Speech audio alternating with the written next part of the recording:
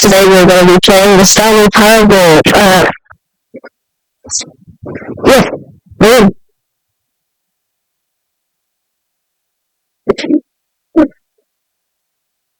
Develop like those programs. I already know it's written like Daisy. Okay, English.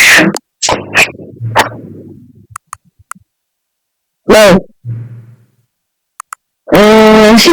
That's all right. 10:59. I'll just do 11 o'clock. Okay.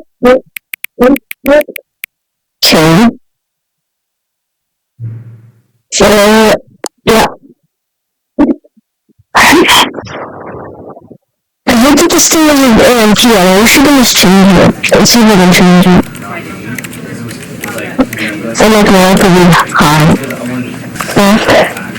Let's begin.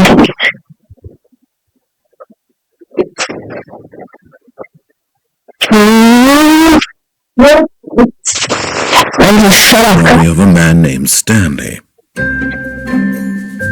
Stanley worked for a company in a big building where he was employee number 47. Employee number 47's job was simple. He sat at his desk at booth 47 and he was responsible to keep it. Orders came to him through a monitor on his desk, telling him what buttons to push, how long to push, and it on. This is what employee 47 did every day, every month, of every year. And although others might have considered it so Stanley ready every moment of the year. Very amazing exactly this journey. Was happy. I don't know what that one was. And then one day, something very peculiar happened. Something that would forever change Stanley.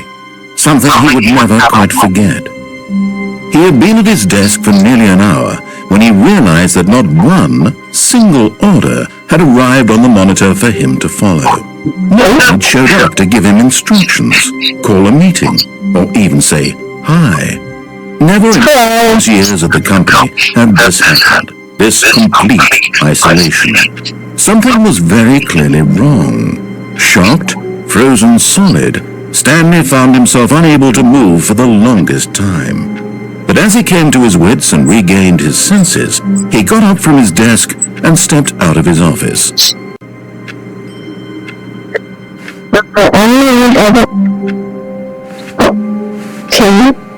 All of his co-workers were gone. What could it mean? Hello, Mr. Coffee Meeting room. Perhaps he had simply missed a memo.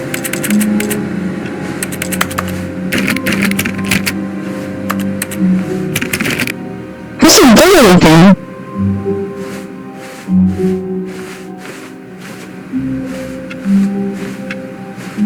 This is ominous.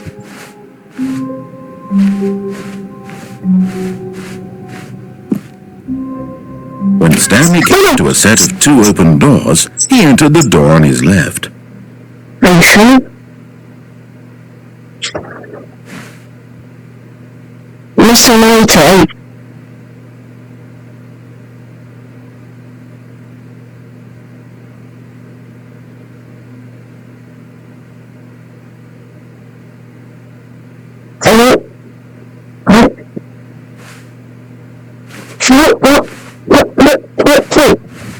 It's the exact same for scripts. Okay, this will go to later. This was not the meeting room, and Stanley knew it perfectly well. Oh, maybe like a double bar? The employee lounged first, just to admire it. Why are the doors closed on me? That's so mean. Yes, truly a room worth admiring. It had only been worth the detour after all, just to spend a few moments here in this immaculate, beautifully constructed room. Stanley simply stood here, drinking it all in. Wow. I love this room. This is the greatest detour ever. Really worth it being here in the room. A room so utterly captivating that even though all your co-workers finished here but eager to get back to business, Stanley took the first open door on his left.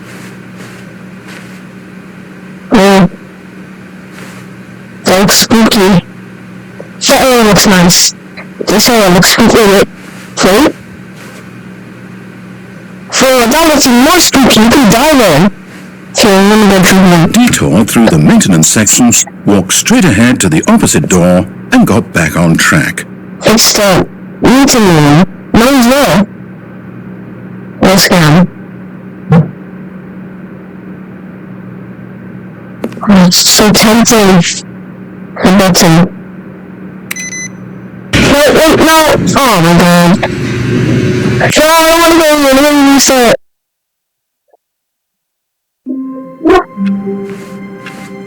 All of his co-workers were gone. What could it mean? Stanley decided to go to the meeting room. Perhaps he had simply missed a memo. Hello. No matter how hard Stanley looked, he couldn't find a trace of his co-workers. Hello. Okay, I'm gonna look on this computer. Oh. Oh, no, what's in there?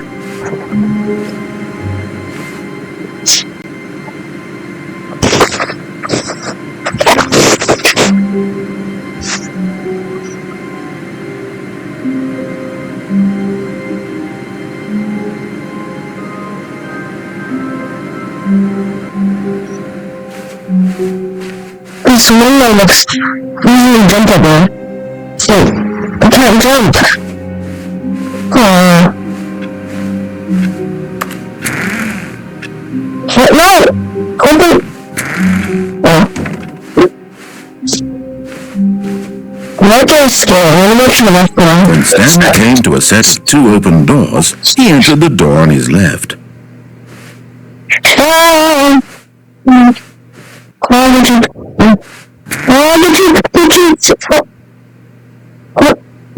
You're gonna play on me. Come on.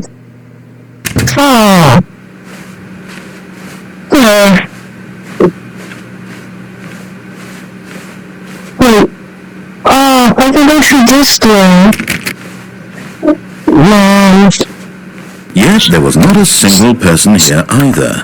In disbelief, Stanley decided to go up to his boss's office, hoping he might find an answer there.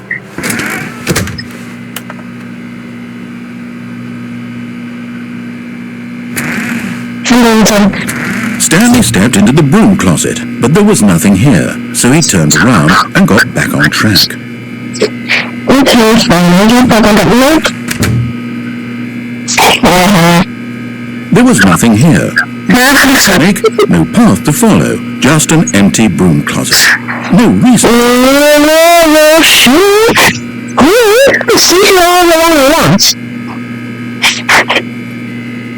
It was baffling that Stanley was still just sitting in the broom closet. He wasn't even doing anything. At least if there was something to interact with, he'd be justified in some way. As it is, he's literally just standing there doing sweet FA. Oh, come on! Please don't interact with you phone. Are you really still in the broom closet? Standing around doing nothing? Why? But there's only one room. What's it called a broom closet? There's only one room. Genuinely confused. Oh, come on. There's only one room. It's only in the broom closet. Shut up, now. There's no choice or anything in here, right? Yes. If I'd said Stanley walked past the broom closet, at least you would have had a reason for exploring it to find out. But it didn't even occur to me because literally this closet is of absolutely no significance to the story whatsoever. Yes, it is. I would have thought. Stop lying. Yes, it is. Stop lying. Maybe to you this is somehow its own branching path. Maybe when you go talk about this with your friends you'll say, "Oh, did you get the broom closet ending? That ending was my favourite." Please find this concerning. No. Oh, did you get the Ugly and really stupid. He probably because stupid he was. Also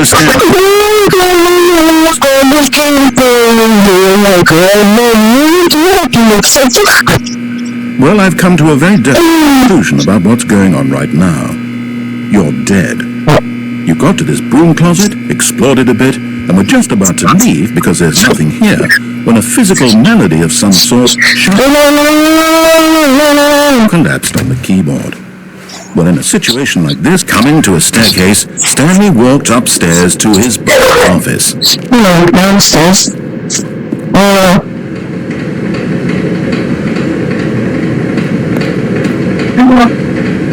It's not spooky. I'm going to this one. Why can't I never go into the windows? Let me jump out the window.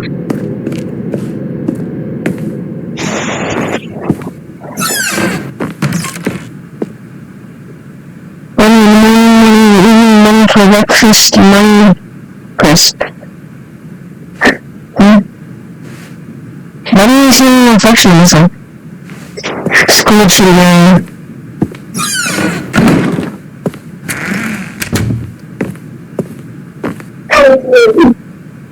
Well, so I get busy with you, but there's 2 elderly ones left. That's left, so they're right.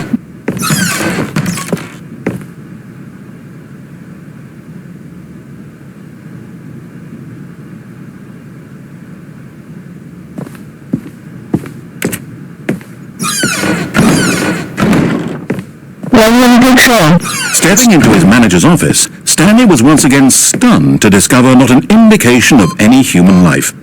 Shocked, unraveled, Stanley wondered in disbelief who orchestrated this. What dark secret was being held from him? What he could not have known was that the keypad behind the boss's desk guarded the terrible truth that his boss had been keeping. So the boss had assigned it. You can't tell me that. Number 2845. How was I supposed to? How am I supposed to? Stanley couldn't possibly have known this. Exactly. So, how do you expect me to put in the pin number if I don't know it? No plans. I'm up. Stanley just sat around twiddling his thumb. Trying to input anything on the device was useless, since he could never possibly know that the combination was 2845. Sir.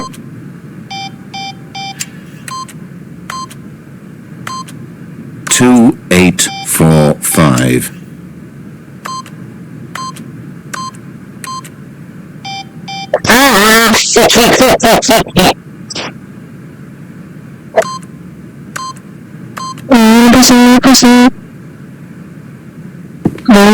It turns out that the panel's emergency override kicked in, and the door just opened by itself, and Stanley got the hell along with the story. Well, what did he do? Okay. Oh no, this is creepy.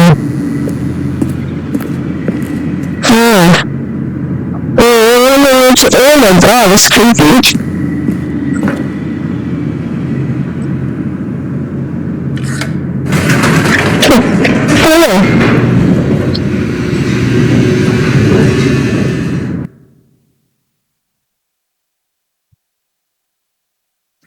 Descending deeper into the building, Stanley realized he felt a bit peculiar. It was a stirring of emotion in his chest, as though he felt more free to think for himself, to question the nature of his job. Why did he feel this now, when for years it had never occurred to him? This question would not go unanswered for long.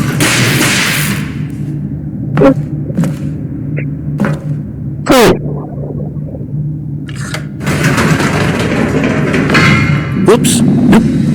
Never mind. Stanley actually got back into the elevator and went back up. Silly me. Why did Stanley do that when he knew that it would just lead back to his boss's office? The question. I just can't wait to find out.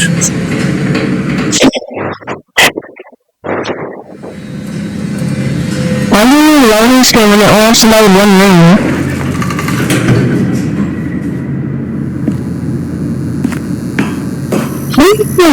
It's my boss's office! It's your boss's office. Exactly the way it was before you got onto the elevator. It's still just exactly what it is. What a decision you've made to come up here and look at the office again. This has fleshed out the plot of the story in new and fascinating ways I could have never anticipated. It's that keen eye for storytelling that you have, an incisive rapid fire of critical plot points, one after the other, weaving a rich tapestry of uncompromising narrative.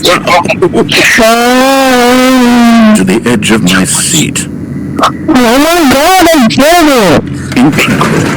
Now he's getting back into the elevator and going down again. Oh my God, I get it! How does he keep coming I get it! Leave me alone! I get it! Sorry, take the warning. Surely this time Stanley will walk forward into the spooky corridor, won't he? No. Thank you, come some sort of... We're going to go forward down the spooky corridor. Military ridge. It's time I'm scared. No, that's a tissue. It's a corridor, shut me off. Is it the boss's office again? Or what if it's the boss's office this time? This is killing me.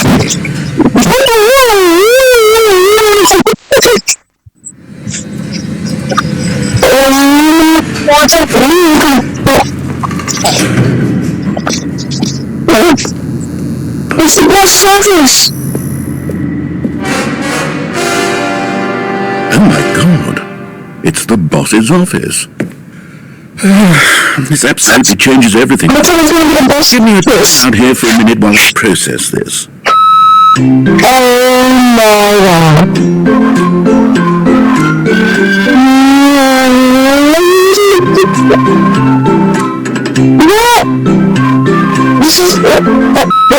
Okay, ready. I'm prepared to embrace this stunning revelation and to move forward with... No! No, wait! No! I need...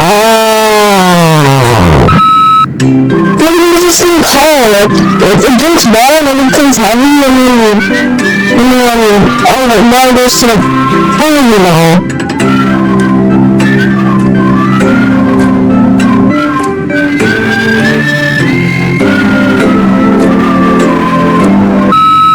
All right.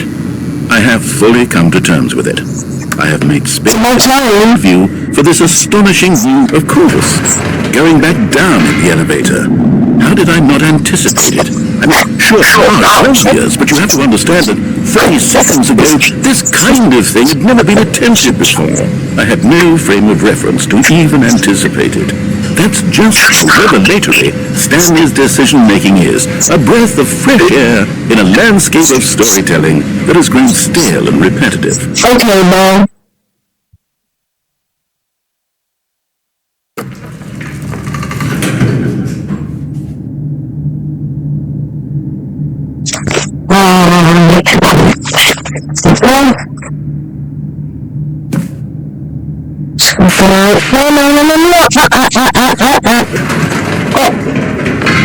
Yeah, hello, backups. Hi. Oh? What are you saying? You know what? Yeah? I just thought of something. Hold on, let's stop for a moment. Don't you realize? No, when you stop the elevator? You and I, we have no way of knowing what will be at the top of this elevator. No, when you shut them up. Hence, the agony of waiting and anticipating and having to guess, that's the real thrill. Oh, I simply don't want to let that feeling go. It's so precious, so fleeting. Why don't we take this elevator ride nice and slow? There we go. Isn't this so much more exciting? Well, yeah, it is exciting. Is the only thing that audiences want is to be shocked as loudly and frequently as possible. They want big, explosive moments sitting right in our faces the very moment the things get started. But where's the tension? Where's the trust in the audience to build a slow and nuanced appreciation of the story, the characters? What characters? The small converse. To have to think and to anticipate and then to marvel at the eventual reveal. This is storytelling, Stanley. What you and I are doing right now. This is the boxes! narrative. I want the boxes! No! Give me the boxes! I want to know! What's there? Revisiting the exact same locations over and over. Truly, I mean it. This is unique and different. It's not like anything else out there. You see, I want stories that surprise me, Stanley. I want to have to think. I want to be engaged and not pandered to. Stop yapping. Unimaginative drivel all the time, and we yapping for ages now. starved for content that makes us feel sharp and vital and alive. That's why people like you so much, Stanley. Because you're not afraid to spit in the face of tradition. Yes. All you know, people look up to you. Though I don't know when to spring this on you, but, well, I gathered a little press conference for you. Press conference. Storytelling life. Yes, I know you're not much for the public eye. But it's boss's office again. People who have been following you from the beginning. They really look up to you, Stanley. I don't know if you realize the impact you What do you look like a boss's office? kind of gesture that might leave a tremendous impact on them for the better. That's the point. Good, we're here. Let me go down again. This isn't the boss's office. Hey, the room where we're holding the press conference should be just around the corner here somewhere. Stanley. All eyes on Stanley, right on stage. Pyramids healthiest human being. How we do it for pyramids. Live the guy who went to Mars. Oh my god. It's somewhere. Oh, it's creepy. Lord, she's shady. Ah, yes, here it is, just through this door. Lord's first sending machine. The Stanley Parable is Stanley, the man that published the myth, the legend, the parable, Stanley, from the Stanley Parable tonight, live on stage. Okay. Right, are you ready? You're going to speak a little bit about the nature of surprise in storytelling, and what it means to craft a truly unpredictable... For 2 minutes, my room now. Just be yourself and speak from the heart. I'm really proud of you, Stanley. That she uses For you. is not fast stage. Is that where the tip goes? Story, Stanley Bad, age 6. Walk away, Champ, your boss. Someone's waiting ride elevators. We're from the housekeeper chicken parking lot. You are too cute. You look on stage, one point. Stanley, this is a big light champion boss again. Congratulations, Stanley, eliminate champion. Your co-workers. Wait, my co-workers are cooking a dog. Oh, it's a new that came with pizza. Hello, Mr. Pizza.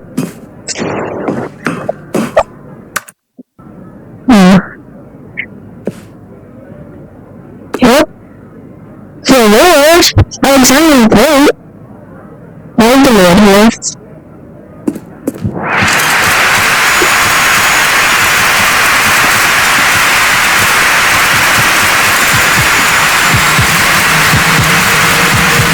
Oh my god, down, Stanley. She loves it.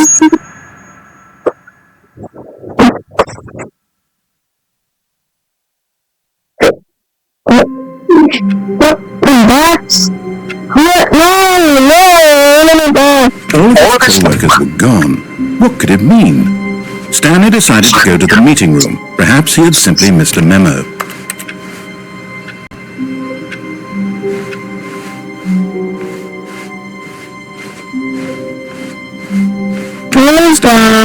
Set of but the door on his left. Yet there was not a single person here either. Feeling a wave of disbelief, Stanley decided to go up to his boss's office. Coming to a staircase, Stanley walked upstairs to his boss's office.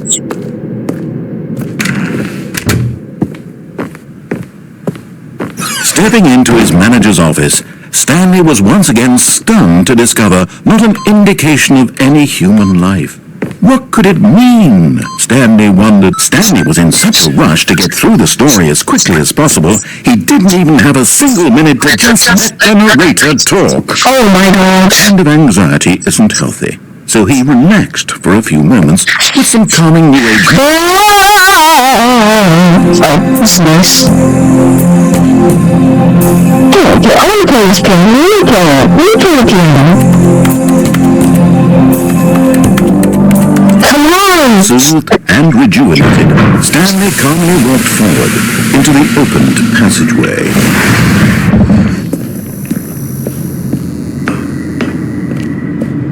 No.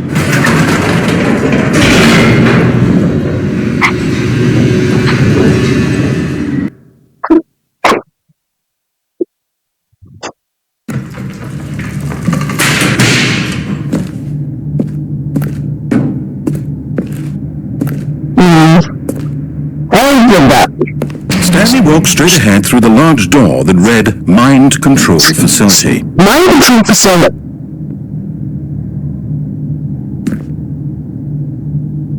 Sleep.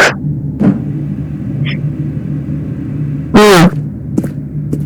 So creepy.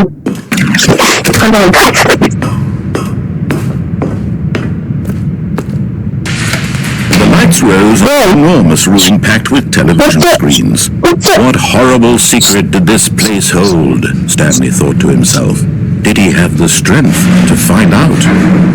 What? Why are there so many televisions?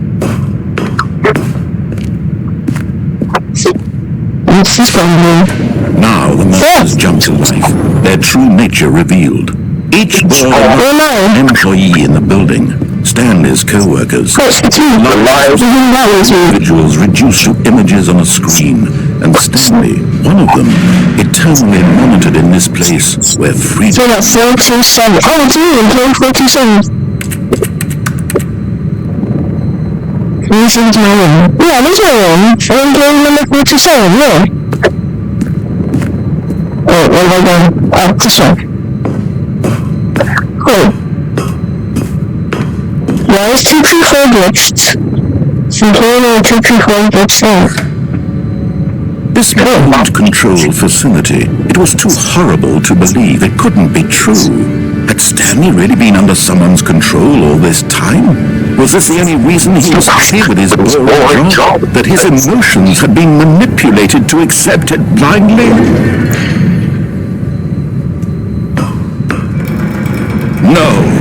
He refused. He couldn't accept it. His own life in someone else's control. However, it was unthinkable. Is it even possible? Had he truly spent his entire life utterly blind to the world? But here was the proof. The heart of the operation. Controls labeled with emotions. Happy or sad or content. Walking, eating, working, all of it monitored and commanded from this very place. And as the cold reality of his past began to sink in, Stanley decided that this machinery would never again exert its terrible power over another human life. For he would dismantle the controls once and for all. Why not on button? If you want to turn off, why not on button? Oh!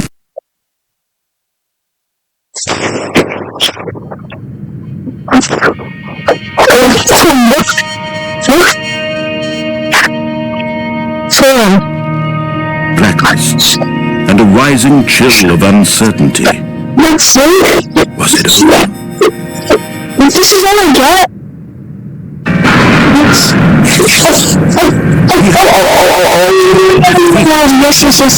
Unshackled himself from someone else's command. Freedom was mere moments away. And yet, even as the immense door slowly opened, Stanley reflected on how many puzzles still lay unsolved. Where had his co-workers gone? How had he been freed from the machine's grasp? What other mysteries did this strange building hold? But as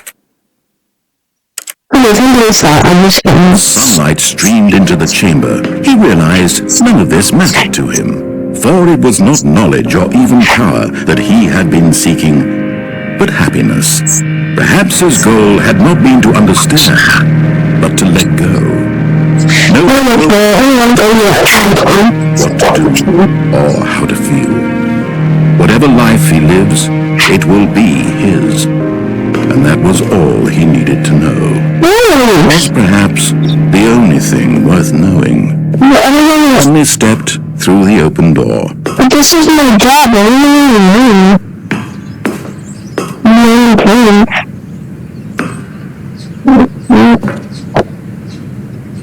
Stanley felt the feeling of liberation, the immense possibility of the new path before him. This was exactly the way, right now, that things were meant to happen. And Stanley was happy.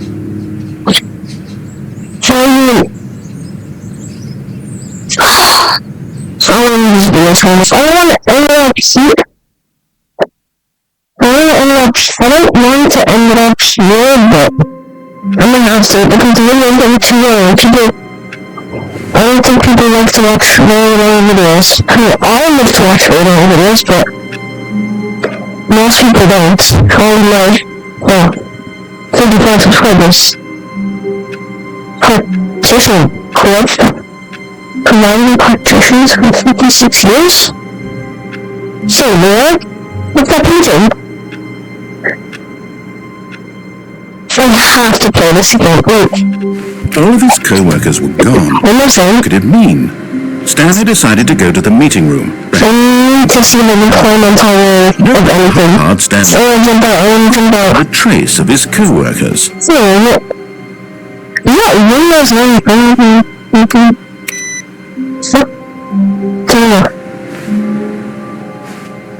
Stanley went around touching every little thing in the office, but it didn't make a single difference, nor did it advance the story in any way.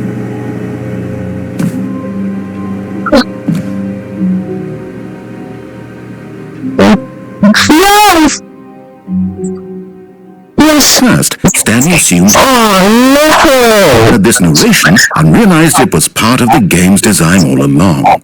He then praised the game for its insightful and witty commentary into the nature of video game structure and its examination of structural narrative tropes. So, now that you're here, what do you think? Isn't this a fun and unique place to be? Why don't we take a minute just to drink it all in? Okay, I'm over it now. What do you think? Are you sick of this gag yet? Well, the video needs to be over, so yeah. This politely, but you could literally just hit escape and restart the game any old time you want, like right now. You could have done it just then. Now would also be an appropriate time to quit. Any of these points and so many more, all of them are appropriate. I'm enjoying what seems to be an internal conflict going on where you literally restart the game. So, just to push the envelope, I'm going to try and make this as miserable as possible and see how long you can maintain. There once was a man named Stanley, who people considered so manly. But the truth must be told, he was not very old. Quite particularly gangly. What Stanley liked most was Button.